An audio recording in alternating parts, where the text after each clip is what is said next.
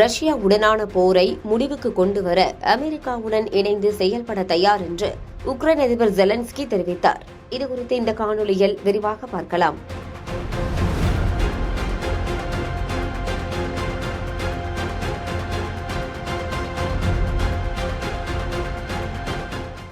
Russia Ukraine போரை முடிவுக்கு கொண்டு வருவதற்கான தனது நிர்வாகத்தின் 28 அம்ச சமாதான திட்டத்தை உக்ரைன் ஏற்றுக்கொள்வதற்கு நவம்பர் 27 இறுதி கால கெடுவாக அமெரிக்க அதிபர் டொனால்டு டிரம்ப் நிர்ணயித்துள்ளார். இதை ஏற்க தவறினால் உக்ரைனுக்கு அமெரிக்க அரசு வழங்கி வரும் ஆயுத உதவியும் உளவுத்துறை தகவல் பகிர்வும் நிறுத்தப்படும் என்று எச்சரிக்கப்பட்டுள்ளது. இந்த காலக்கெடு குறித்து உக்ரைன் அதிபர் விளாடிமிர் ஜெலன்ஸ்கி கவலை தெரிவித்துள்ளார். இந்த ஒப்பந்தத்தை ஏற்றால் கண்ணியத்தை இழக்க நேரும், ஏற்காவிட்டால் முக்கியமான கூட்டாளியை இழக்க நேரும் என்று அவர் கூறியிருந்தார். இந்நிலையில் ரஷ்யா யுக்ரைன் போரை முடிவுக்கு கொண்டு வருவதற்கான அமெரிக்காவின் அமைதி திட்டம் குறித்து முக்கிய தகவல்கள் வெளியாகியுள்ளன.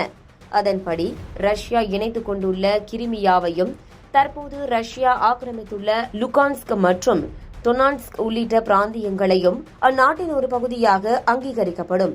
யுக்ரைனுக்கு பாதுகாப்பு உத்தரவாதங்கள் வழங்கப்படும். அதே வேளையில் இந்த அமைதி திட்டத்தின்படி யுக்ரைன் நேட்டோவில் சேரக்கூடாது, அந்நாட்டில் நேட்டோ படைகள் நிலைநிறுத்தப்படக்கூடாது. மேலும் யுக்ரைன் பாதுகாப்பு படை வீரர்களின் எண்ணிக்கையை 6 லட்சமாக குறைக்க வேண்டும். 100 நாட்களுக்குள் யுக்ரைனில் தேர்தல் நடத்த வேண்டும் எனவும் அமைதி திட்டம் கூறுவதாக தகவல்கள் தெரிவிக்கின்றன.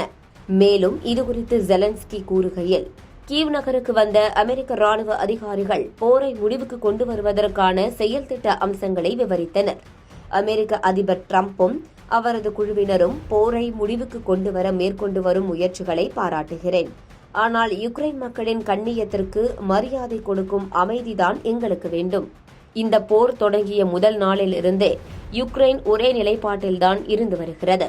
யுக்ரைனில் அமைதி கிடைக்கும் என்றால் அது உண்மையான அமைதியாக இருக்க வேண்டும் என்றும் அமெரிக்கா முன்வைத்துள்ள இந்த போர் நிறுத்த திட்டம் தொடர்பாக அந்த நாட்டுடன் இணைந்து செயல்பட நாங்கள் தயாராக இருக்கிறோம் என்றும் அவர் தெரிவித்தார்.